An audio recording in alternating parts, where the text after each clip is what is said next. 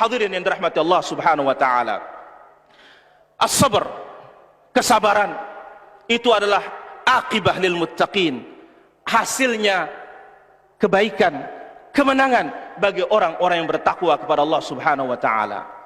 Apa kata Allah Subhanahu wa taala di dalam Al-Qur'an menerangkan tentang Bani Israel, bagaimana dia mampu menaklukkan dan mengalahkan Firaun, bukan dengan tangan mereka, tetapi apa? Dengan ketetapan dari Allah Subhanahu wa taala, bukan campur tangan mereka.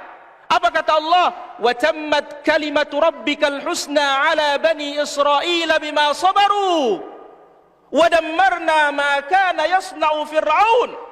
Sempurnalah kalimat Rabbmu terhadap Bani Israel. Karena apa? Bima sabaru, karena kesabaran mereka. Kita diuji di zaman ini para hadirin rahmatullah azza wa jalla. Bagaimana sunnah dituduh dengan tuduhan, berbagai macam tuduhan. Ada yang mengatakan bahwasanya Salafi itu adalah pintu teroris, Salafi itu adalah garis keras, dan yang lainnya. Maka ini adalah ujian yang datang kepada kita, yang wajib kita buktikan bahwasanya dakwah Nabi SAW, dakwah salaf adalah dakwahnya Allah, dakwahnya Rasul SAW, yang dikatakan oleh Allah tentang Nabi-Nya SAW, wa ma arsalnaka illa rahmatan lil alamin.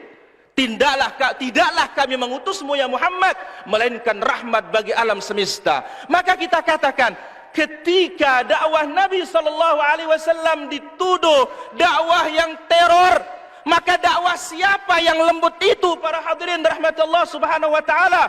Ya umatul Islam, dakwah siapa yang lembut kalau bukan dakwahnya Nabi SAW? Tetapi kelembutan tidaklah menghalangi kita untuk menyampaikan kebenaran. Kelembutan tidaklah menghalangi kita untuk menyampaikan yang hak, menerangkan yang hak, yang batil. Lihat Nabi Ibrahim alaihissalam disifati oleh Allah Subhanahu wa taala awwahun halim, kembali kepada Allah Subhanahu wa taala, lembut. Tetapi berbicara tentang kesyirikan, apa katanya? Uffil lakum, celaka kalian, walima ta'buduna min dunillah, dan celaka berhala-berhala yang kalian sembah selain Allah Subhanahu wa taala. Maka ma'asyiral muslimin yang dirahmati Allah Subhanahu wa taala, apakah dikatakan kelembutan itu kita tidak menyampaikan yang hak? Apakah kelembutan itu kita tidak mengingkari yang batil? Maka sungguh ini akan mematikan al-amru bil ma'ruf wan nahyu 'anil munkar. Dan sungguh ini akan menenggelamkan dunia ini, sebagaimana dalam hadis yang dibawakan Imam Al-Bukhari dalam sahihnya, matsalul qa'imi ala hududillah wal waqi'i fihi, perumpamaan orang yang berdiri di atas batasan Allah dan yang terjerumus dalam larangan Allah Subhanahu wa taala, kamathali rajulin atau kamathali qaumin, ibarat suatu kaum istahamu ala safinatin, yang berusaha menaiki kapal laut. Ada sebagiannya dapat bagian atas, ada sebagiannya dapat bagian bawah. Yang bagian bawah ketika ingin minum, dia harus melangkahi bagian atas. Lantas yang bagian bawah mengatakan, kita mengganggu saudara-saudara kita kalau kita terus mengambil air melangkahi mereka. Bagaimana kalau kita lubangi saja kapal ini? Apa kata Nabi SAW? Intaraku, kalau dibiarkan mereka melubangi kapal itu, ghariqu jami'an, tenggelam mereka semua. Wa in mana'uhu, kalau mereka dicegah, najau jami'an, maka selamat mereka semua. Orang-orang yang menuduh dakwah yang hak ini dengan tuduhan-tuduhan keji, mereka adalah orang-orang yang tidak memahami hakikat Islam, atau mereka faham tetapi pura-pura tidak paham, atau mereka memang jahil. Mudah-mudahan Allah Subhanahu wa taala mengajarkan mereka, dan Allah Subhanahu wa taala nasiru dinihi, pasti akan membela agamanya. Wala yansurannallah may yansuruhu, Allah Subhanahu wa taala pasti akan membela agamanya dan membela Rasulnya dan membela orang-orang yang beriman. Ma'asyiral muslimin rahimani wa rahimakumullah, gangguan, ujian, cobaan tidak pernah akan berhenti pada kita para hadirin. Apa kata Allah Subhanahu wa taala dalam Al-Qur'an, dalam surat Ali Imran? La tublawunna fi amwalikum wa anfusikum wa la tasma'unna minal ladzina utul kitab wa minal ladzina asyraku adzan katsira.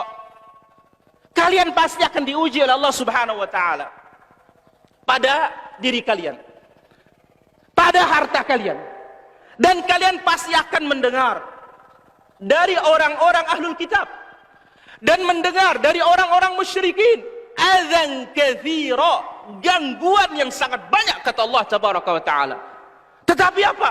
Kita disuruh bersabar oleh Allah tabaraka wa taala. Maka para hadirin yang dirahmati Allah subhanahu wa taala, jamaah salat Id yang dimuliakan oleh Allah tabaraka wa taala, kesabaran ini tidak pernah akan ada ujungnya.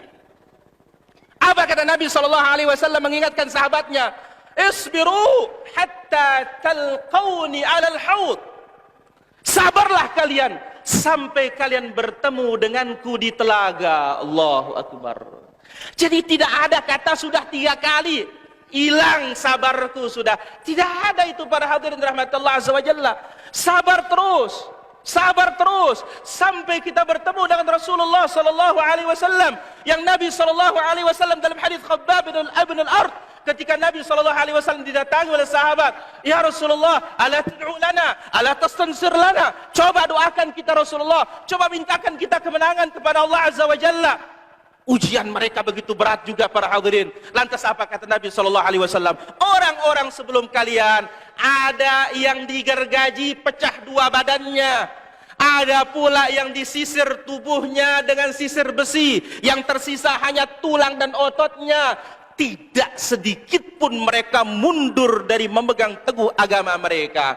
Dan dengan ujian ini para hadirin, nampak siapa yang bersabar dan siapa yang tidak bersabar. Maka kita berdoa kepada Allah Azza wa Jalla, Allah Subhanahu wa taala, jadikan kita orang-orang yang bersabar, karena mereka adalah orang-orang yang akan diberikan kelipatan pahala tanpa ada kelipatannya, saking banyaknya pahala yang diberikan oleh Allah Tabaraka wa taala.